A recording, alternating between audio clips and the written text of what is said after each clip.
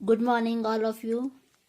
तो बच्चों, हमने पहली कक्षा में पहली क्लास में हमने पढ़ा गांधी जी की लाइफ हिस्ट्री।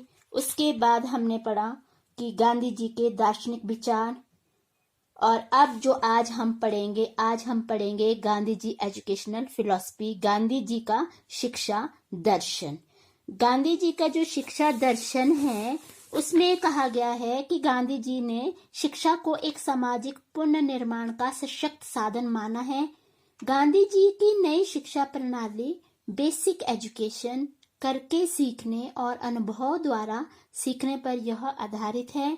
इनका शिक्षा के क्षेत्र में बहुत ज्यादा योगदान रहा है। उन्होंने meaning of education according to Mahatma Gandhi.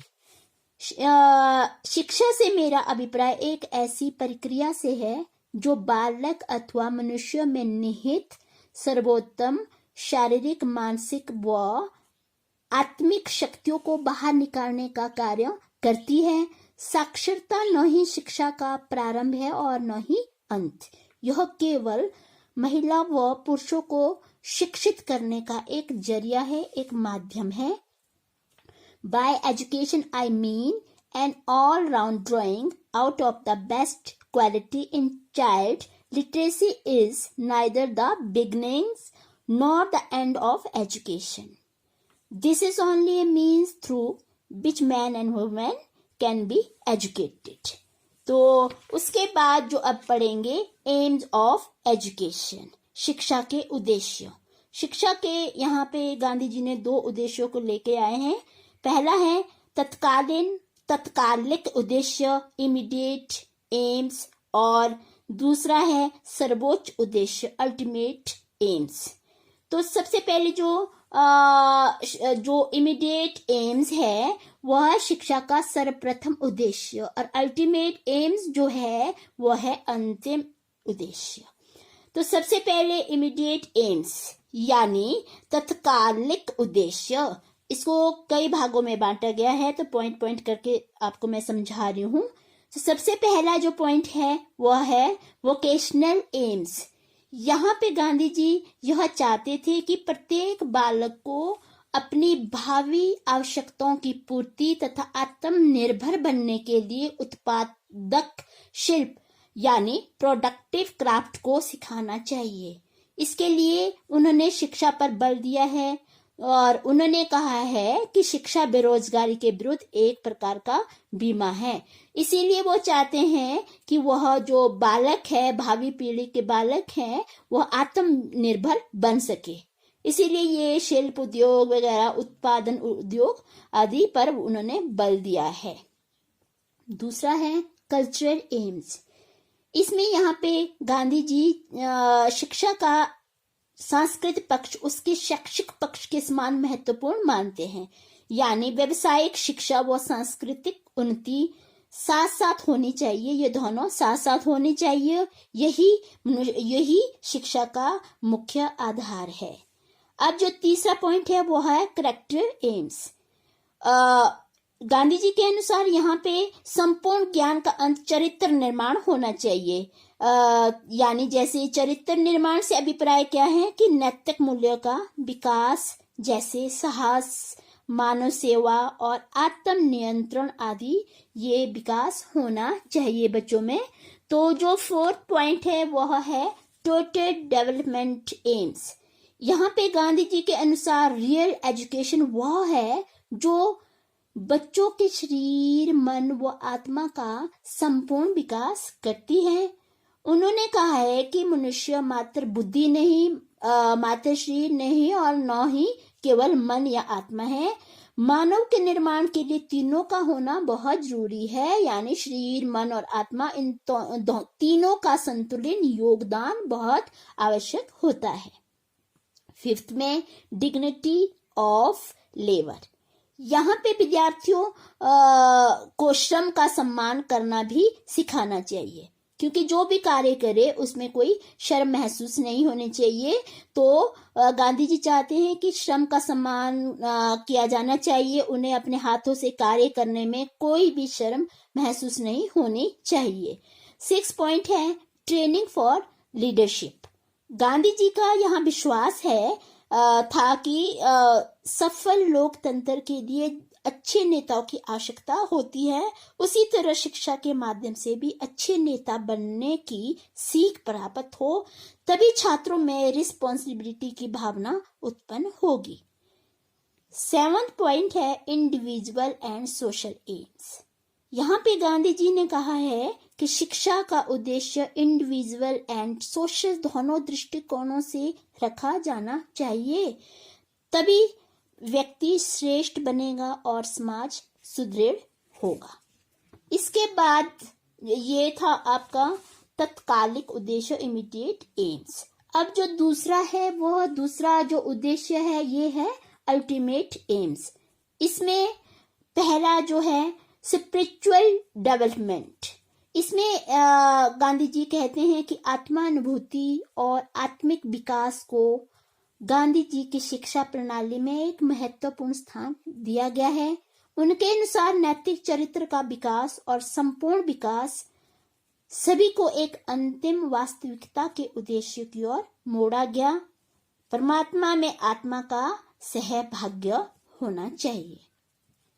यहाँ पे एंड में महात्मा गांधी जी कहते हैं कि राष्ट्र उस इकाई के बिना उन्नति नहीं कर सकता जिससे वह बना है, और व्यक्ति उस राष्ट्र के बिना प्रगति नहीं कर सकता जिसका वह भाग है। अब इसके बाद जो आता है आपका, इसके बाद आता है कि curriculum for basic education. Curriculum for basic education, यहाँ पे गांधी जी ने अपने बेसिक शिक्षा के पाठ्यक्रम में निम्नलिखित विषयों को स्थान दिया है। सबसे पहले आधारभूत शिल्प यानी बेसिक क्राफ्ट। इसमें चाहते हैं कि कृषि, बागवानी, कताई, बुनाई, लकड़ी का काम, गत्ते का काम, चमड़े का काम, मिट्टी का काम आदि ये चीजें आधारभूत शिल्प यानी बेसिक क्राफ्ट में होनी चाहिए। दूसरा है मदर टंग यानी मातृभाषा। इनका कहना था कि संपूर्ण प्राथमिक शिक्षा को मातृभाषा के माध्यम से ही पढ़ाया जाना चाहिए। मातृभाषा में शिक्षा का क्या होता है, आधार होता है। तीसरा है मैथमेटिक्स, गणित। फोर्थ है सोशल स्टडी यानी सामाजिक विषय। इसमें कौन कौन से वो होते हैं सोशल स्टडी में, इतिहास है, भूगोल है और नागरिक शास्त्र। 5th पॉइंट है हेल्थ हाइजीन यानी स्वास्थ्य विज्ञान, हेल्थ हाइजीन। 6 है सामान्य विज्ञान, जनरल साइंस। इसमें क्या होना चाहिए कि प्रकृति अध्ययन, शरीर विज्ञान, जीव विज्ञान, वनस्पति विज्ञान, नक्षत्र विज्ञान और भौतिक संस्कृति आदि ये चीजें होनी चाहिए जनरल साइंस में। अब 7 पॉइंट है कला यानी ड्राइंग, और 8 पॉइंट है म्यूजिक। ये गांधी जी के पाठ्यक्रम के विषय रहे हैं। अब जो मेथड्स ऑफ टीचिंग, ये चाहते हैं कि शिक्षण विधियां कौन कौन सी होनी चाहिए कि एजुकेशन थ्रू क्राफ्ट, सेकंड है लर्निंग बाय डूइंग, थर्ड है मेथड ऑफ कोरिलेशन, फोर्थ है लेक्चर मेथड, फिफ्थ है क्वेश्चनिंग मेथड और 6 है डिस्कशन मेथड। इसमें गांधी जी की शिक्षा प्रकृति में किताबी शिक्षा नहीं होनी चाहिए। इसमें बालक को उसके अनुभव के आधार पर शिक्षा दी जानी चाहिए। इसमें सह संबंध विधि यानी शैक्षिक विषय सामग्री को वास्तविकता, जीवन अनुभव और वातावरण शिल्प के साथ साथ संबंधित कर बच्चों को दिया जाता है। उसके बाद आता है कि टीचर का क्या रोल रहा है, टीचर का क्या रोल रहा है। तो अध्यापक ही छात्रों को व्यक्तित्व को एक नया मोड़ देता है। इसीलिए गांधी जी ने योग्य अध्यापक को महत्व दिया है जो अपने व्यवसाय के प्रति पूर्ण समर्पित हो तथा जन सेवा के लिए सदैव तत्पर रहे। उनका कहना था कि अध्यापक को कुशल, ज्ञानी, उत्साहपूर्ण और शिक्षण के प्रति समर्पित एवं विश्वसनीय होना चाहिए। उनके देशभक्त सच्चरित्र एवं दृष्टिकोण में योग्य देशवासी होना चाहिए। और उनका कहना है कि गांधी जी ने अपनी शिक्षा योजना में शिक्षक को अत्यधिक महत्व दिया है और इन्होंने शिक्षक को बालकों का मित्र, पथ प्रदर्शक तथा सहायक के रूप में माना है। उसके बाद आता है स्कूल के बारे में उनकी राय है कि विद्यालय, गांधी जी ने बच्चों के स्कूल के संबंध में भी अपने विचार दिए हैं। उनके अनुसार विद्यालय एक ऐसा स्थान होना चाहिए कि जहाँ पे अध्यापक सेवा भाव से कार्य करे और समर्पण की भावना से शिक्षण कार्यों को भी संपन्न करे। सामाजिक गतिविधियों को स्कूल में करने के लिए भी उपयुक्त सुविधाओं की व्यवस्था होनी चाहिए और उनके अनुसार विद्यालय एक ऐसे केंद्र होने चाहिए जहां विद्यालय का सब प्रकार का विकास हो, जो समाज की सेवा करे और जो समाज के साथ सहयोग रखे। और विद्यालय का संगठन इस ढंग से होना चाहिए जिससे वे आत्मनिर्भर बन सके। इसके बाद है टीचर्स, इसके बाद है डिसिप्लिन। डिसिप्लिन में गांधी जी के अनुशासन का प्रत्यय मन, विचार व क्रिया के अनुशासन पर आधारित होना चाहिए। यह इंटरनल डिसिप्लिन अथवा सेल्फ कंट्रोल है जो अधिक महत्वपूर्ण है। यहाँ पे गांधी जी ने बालक की स्वतंत्रता को भी महत्व दिया है, परंतु साथ ही बालकों को उचित प्रशिक्षण व अनुशासन को स्वीकार करने पर भी बल दिया है। परंतु साथ ही यह भी कहते हैं कि बालकों को उचित प्रशिक्षण व अनुशासन को स्वीकार करने पर बल दिया जाए ताकि समाज में अनुशासन बना रहे। और गांधी जी हृदय और चरित्र की शुद्धता में विश्वास करते थे, इसीलिए अनुशासन उनके लिए बहुत ही महत्वपूर्ण था और वे उसे अत्यंत मूल्यवान मानते थे। और गांधी जी स्वयं भी अनुशासित जीवन व्यतीत करते थे, इसीलिए ये शिक्षा में अनुशासन को अनिवार्य मानते थे। उसके बाद आता है चाइल्ड,